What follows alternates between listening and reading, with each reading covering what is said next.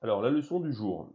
On a commencé un nouveau chapitre qui s'appelle fractions et quotients et qui fait le lien entre des choses qu'on a déjà vues séparément, les fractions et les quotients. Les quotients, on en a parlé il n'y a pas longtemps parce que c'est le résultat d'une division qu'on appelle le quotient, d'accord? Et les fractions, eh bien, c'est une écriture avec un numérateur, un dénominateur qui représente, donc le numérateur c'est une quantité à partager, et le dénominateur c'est le nombre de parts. Donc, ce qu'on remarque, c'est que quand on prend 4 parts pour une quantité de 3, ça veut dire qu'on divise 3 en 4 parts égales, et ça revient exactement à faire une division. Donc le résultat de ce partage, eh bien, c'est le quotient de la division de 3 par 4. Alors à tout moment dans la vidéo, vous pourrez mettre en pause pour prendre le temps de noter sur votre cahier. Et autre conseil, n'hésitez pas à refaire les exercices au brouillon, à refaire les calculs au brouillon pour voir si vous avez bien compris. Il ne suffit pas de lire, il faut vraiment les refaire pour être sûr d'avoir bien compris. Alors paragraphe 1, vocabulaire et notation. Le quotient d'un nombre A par un nombre B, qui doit être différent de 0, se note A sur B. Exemple, 3 sur 5, qu'on appelle aussi 3 cinquièmes, c'est le quotient de la division de 3 par 5. Donc, ces divisions, vous pouvez bien sûr la faire à la calculatrice.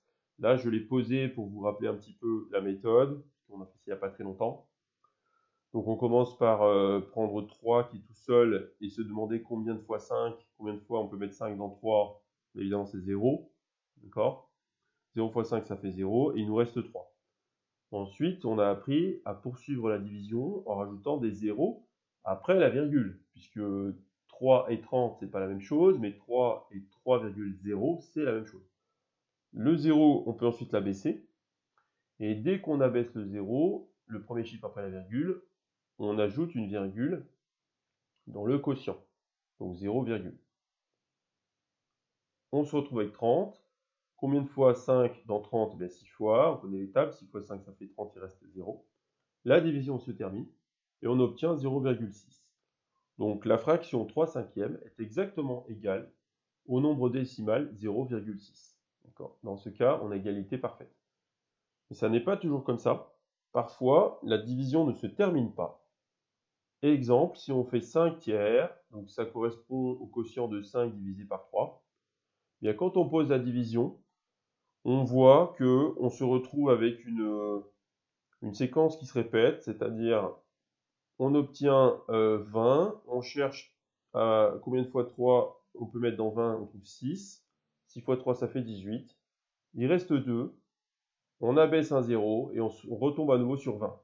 Donc, on repart au début, c'est-à-dire on combien de fois 3 dans 20? 6 fois, et ainsi de suite, 6 fois 3, 18, etc. Ça ne s'arrête jamais. Il n'y a que des 6, une infinité de 6 après la virgule. Donc ce n'est pas un nombre décimal, la division ne se termine pas. Mais on peut quand même dire que ce nombre, ce quotient, et la valeur de 5 tiers sont égales, la fraction 5 tiers est égale à ce quotient. Quand on veut l'écrire sous forme décimale, on ne peut pas utiliser le symbole égal, on utilise le symbole environ égal, et on s'arrête évidemment à un certain nombre de chiffres après la virgule, selon la précision recherchée.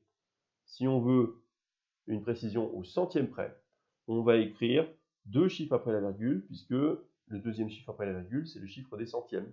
On pourrait aller plus loin, on pourrait y avoir une précision au millième, au 10 millième, autant qu'on veut, mais ça n'est pas une valeur exacte. Voilà, c'est tout pour aujourd'hui.